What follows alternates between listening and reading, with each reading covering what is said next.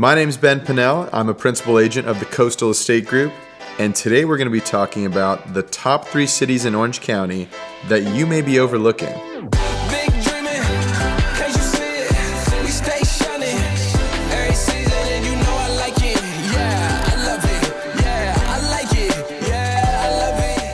When you think Orange County, the first things that come to mind are probably The Housewives, maybe the show The OC, or possibly even an orange. As far as cities go, I'm sure common cities that come to mind would be Laguna Beach, Huntington Beach, aka Surf City, and maybe even Newport Beach. But for someone who's looking to build roots here, it goes far beyond what the media has portrayed to you. So today, we're gonna go over the top 3 cities that you might be overlooking. The first city that you might be overlooking is Anaheim, California. Just the other day, I was speaking with a client who's looking at new build communities in Orange County. One of the communities I proposed was in Anaheim. They proceeded to ask me, what is Anaheim? Not only from a real estate investment perspective, but also from a lifestyle perspective. My initial response was diverse. Not only diverse in demographic, but diverse in the variety of communities, and also diverse in all the different sorts of entertainment the city offers. In fact, I think people forget that Anaheim is arguably one of the most traveled to cities in the world.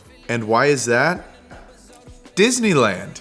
And not only is Anaheim home to the happiest place on earth, geographically, it's also the center of Orange County, as well as home to the Anaheim Ducks, also the Los Angeles Angels of Anaheim. One could argue that Anaheim is in fact the entertainment capital of Orange County. In addition to everything that it currently offers, in October of 2022, a 95-acre mixed-use community development surrounding the Honda Center called the OC Vibe project was put in motion. This $4 billion development will include an outdoor amphitheater, a 6,000 person concert venue, multiple clubs, over 20 new restaurants, 6 bars, a huge market hall, 1 million square feet of office space, and over 20 acres of public parks, trails, plazas, and open space. And if that wasn't enough, another $100 million project surrounding this Anaheim area is also in motion, going by the name of the OC Riverwalk. The goal of the OC Riverwalk project would be to transform the Santa Ana River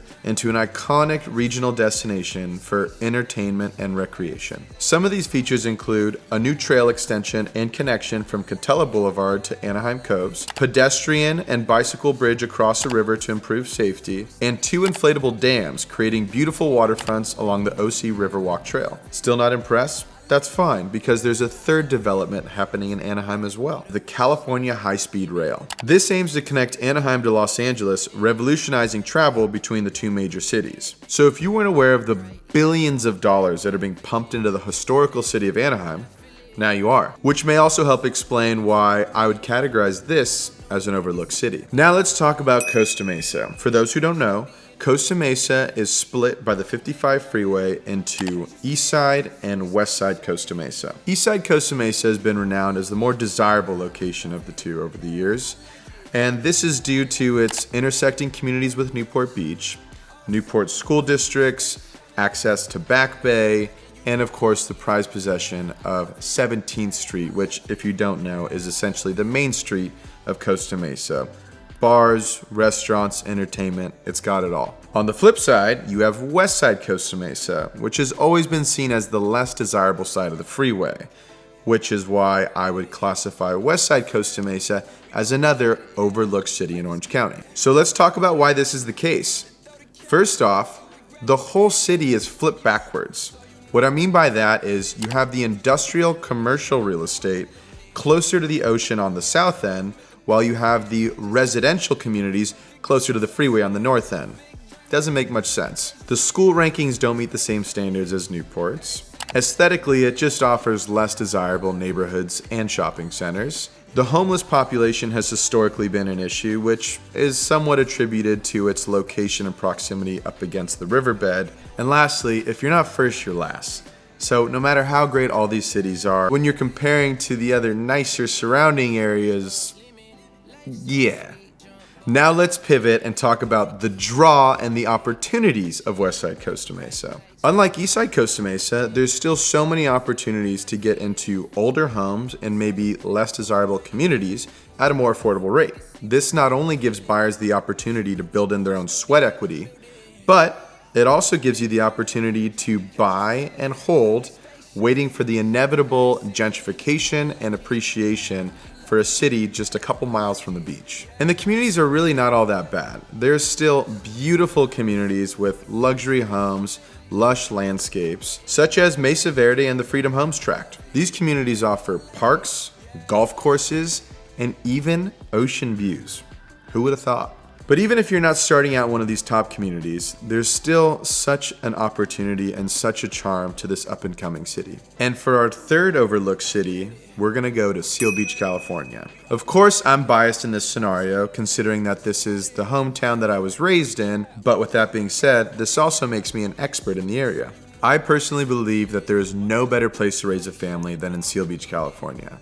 Whether we were biking to the beach or hitting Main Street on foot, Seal Beach is the epitome of a stroller roll kind of town. Granted, small towns do have their pros and cons, one of the cons being people being all up in your business. I can honestly say from my experience, that's never really been an issue.